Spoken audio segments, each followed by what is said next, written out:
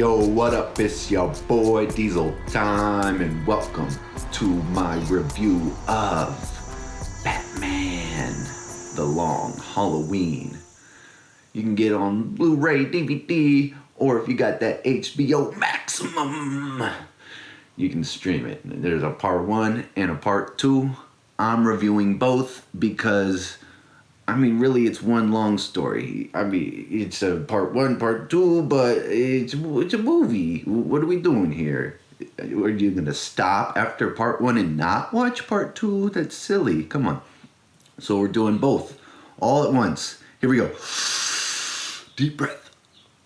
Our story begins with a member of the Falcone crime family. That is the biggest crime family in Gotham. He's gonna turn on the boss, the Roman Carmine Falcone, but is murdered by a mysterious assassin before he can testify to the judge all this information that would put Falcone away.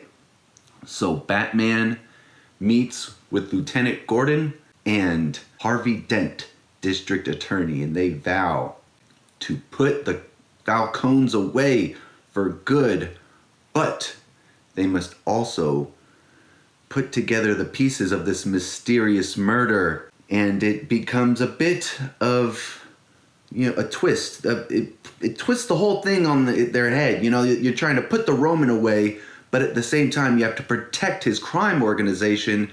As each holiday goes by, a new member of the family is whacked.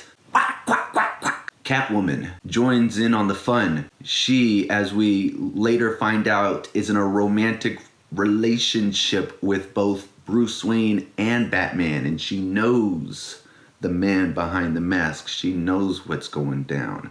So she's in on the whole thing, and she tips Bruce, or Batman, whatever, both the same guy.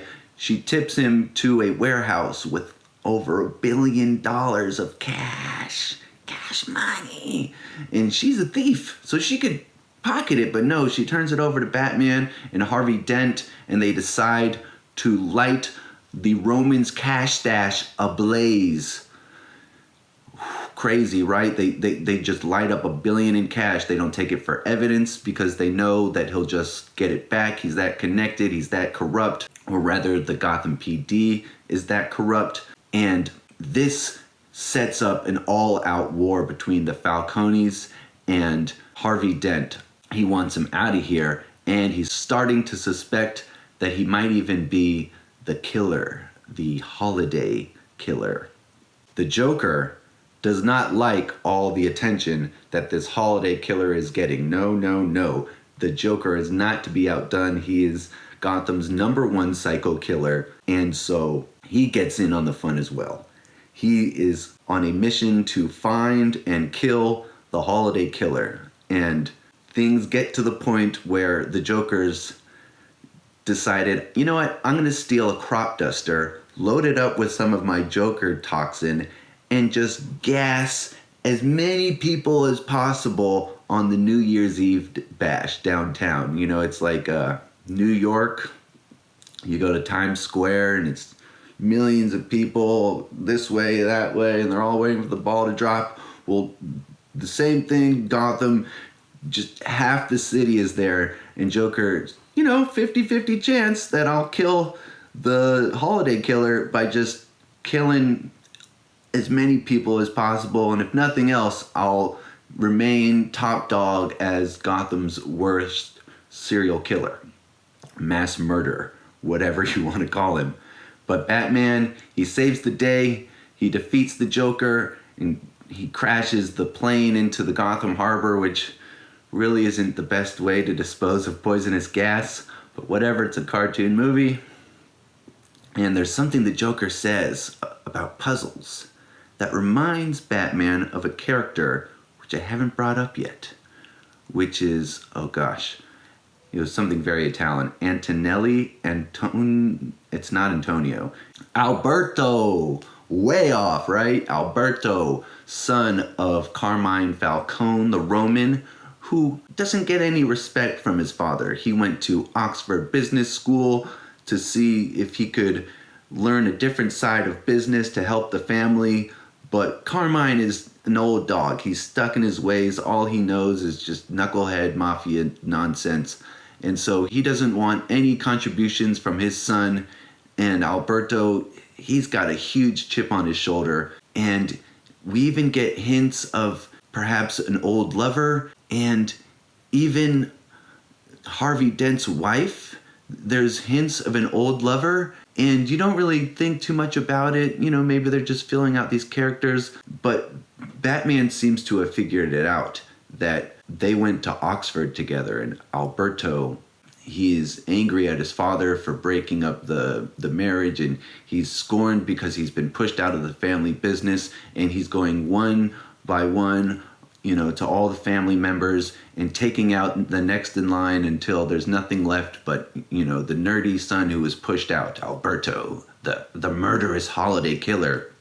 And he's like, what are you talking about, Batman? I'm not a killer. I'm a pencil pusher. I'm a bean counter. I'm a freaking lawyer, man. I went to business school. Like, you think I'm the holiday killer? And just as he's pleading his case, he's taken out by the holiday killer. The fireworks, the explosions, they mask the sound of the gunfire as Alberto is killed right in front of Batman and in front of Catwoman, who is trying to get information about the Falcones. And as we later find out, Falcone is Catwoman's father, and she doesn't know the name of her mother. And so she is on a mission of her own to find out who her mother was. And that kind of explains why she's so willing to help Batman, why she's so uncharacteristically not taking the shady thief route, but being more of a hero in this story. And so that's the end of part 1. And you have to stay to the end of the credits or you'll miss it. Poison Ivy, she takes a hold of Bruce's hand and the vines wrap up, and we can only imagine what happens from there, because we pick up 3 months later in part 2, and Poison Ivy has apparently been using Bruce Wayne to send money and properties over to the Falcones, basically robbing him blind while he's, you know, not in control of his own faculties. And Catwoman, she sees this going down. He's out in public with Poison Ivy, and she's like, bitch, that's my man. And so she shows up at the house and takes out Poison Ivy, saves Bruce Wayne, because that's her boo-boo. And from there, we can resume the story. Falcone, he's not only working with Poison Ivy, he's working with the Mad Hatter and Scarecrow. He's doing things a little differently. Like I said, he was, you know, kind of stuck on that mob stuff, but I guess he is willing to expand a bit and work with these supervillains because he's just had it. He wants Harvey Dent's throat. Harvey is interrogating a member of Falcone's family because he finally thinks that he can pin him down. This guy, he faked Harvey Dent into thinking that he was willing to turn, but really it was a ruse to get in close on Harvey Dent so he could splash him in the face with some acid and burn his face. And now that is the catalyst that pushes him over the edge into becoming Two-Face. He'd been dealing with the stress of the case and it had been getting to him, and now this physical, you know, just Harvey takes on not only the identity but full-blown characteristics of this man who can no longer see the value in morality, and that, you know, life or death, right and wrong, is just a matter of a coin toss. And Harvey Dent, he goes into the sewers and recruits Solomon Grundy, the giant 10-foot zombie monster. Everyone is just totally trying to mount up the biggest gang of superheroes possible. Eventually, the Penguin gets thrown in the mix. The Joker breaks out of Arkham. He's back. Everyone is, you know, they're going at it. There's this big showdown. Catwoman and Batman are trying to stop everyone. And eventually, Falcone is shot. And Sophia, his daughter, and she's so heartbroken. She's knocked out of the window, and she can't even bother to hold on to Catwoman's hand. She falls to her death. And Harvey Dent, he says, you know what, I'm the holiday killer, take me in. I'm guilty, arrest me. Harvey's actually covering for someone. The real holiday killer is his wife, Gilda. Gilda was the one who had a romantic partnership with Alberto, and Alberto was in a romantic relationship with the wife of the district attorney. She was using Harvey to get to the Falcones. She thought he was the man who could get her close enough that she could take him down, but it wasn't enough. Harvey was losing it. He couldn't keep it together, and so she resorted to more extreme measures. She took on this identity, this secret killer identity of the holiday killer, to send Batman and Harvey and Jim Gordon on a wild goose chase.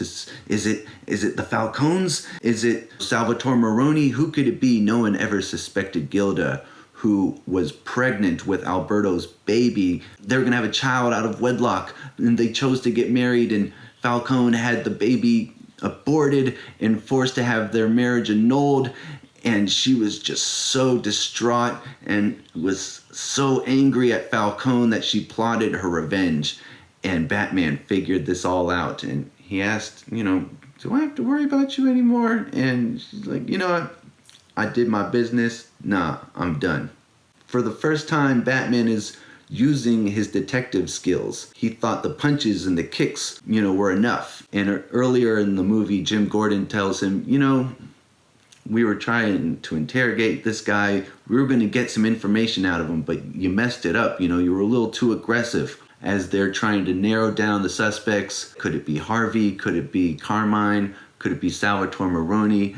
Could it be a fourth person we haven't thought of? He says to Alfred, I never thought that all this crime fighting would involve so much detective work. I thought I could just scare the criminals back into their hiding spots, but I really have to have my wits about me and figure all this stuff out. So obviously this isn't a brand new Batman, because he's already got a filled out rogues gallery. I mentioned maybe half a dozen supervillains already, but this is not a veteran Batman. He's maybe into like year 2 or 3. It doesn't exactly say. It's a newish Batman, which is, I think, a good place to start. We don't want to, you don't have to start with the alley scene, Martha, what did you say that name? We don't need that all again, we don't need that. But anyways, this is in the same style of animation as Superman, Man of Tomorrow, and I actually did a little bit of research, and it's a new animated universe. It's called the TomorrowVerse,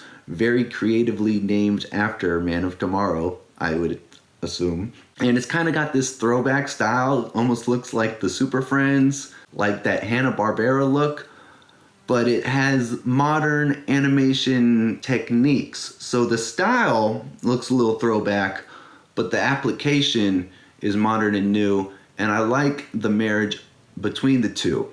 And since they just ended their animated universe, which kind of had the Bruce Timm style married with an anime look, I think it's good for them to distinctly say, this is not this, it's that. We're doing something brand new. Here it is. We got Superman, who just kicked off his career. We got Batman, who's kind of just getting started. And I believe the World War II movie with Wonder Woman in it is the same animation style. So maybe it's introducing some of these more throwback characters. I think Old Flash is in it. I'm not going to get too caught up on that. But they're introducing the origin stories of some of these characters so that maybe they can fill out a new universe, which I like, Why get caught up on something if it ain't work?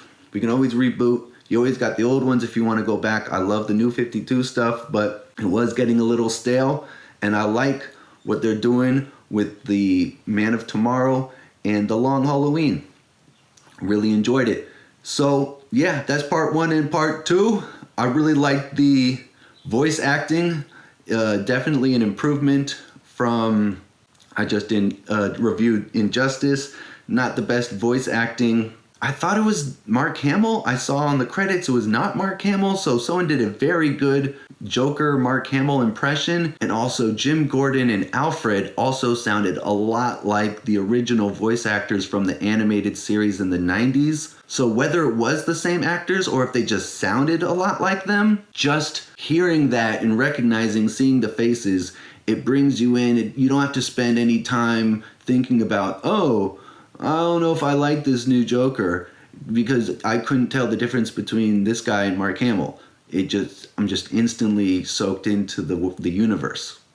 A few more thoughts. I just want to say I liked that we got introduced to so many villains. Like I said, it was like half a dozen of them.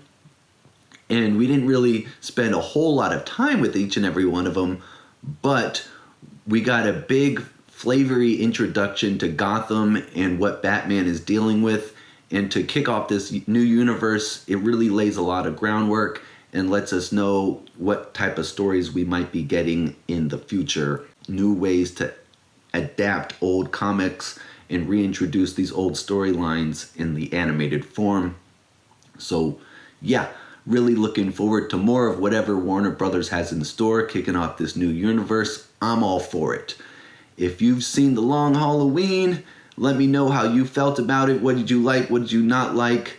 What do you want to see adapted into animated form? What's some of your favorite Batman or Superman stories, Wonder Woman storylines, arcs, whatever, crises?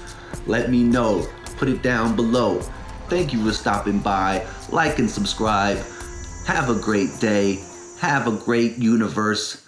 Peace.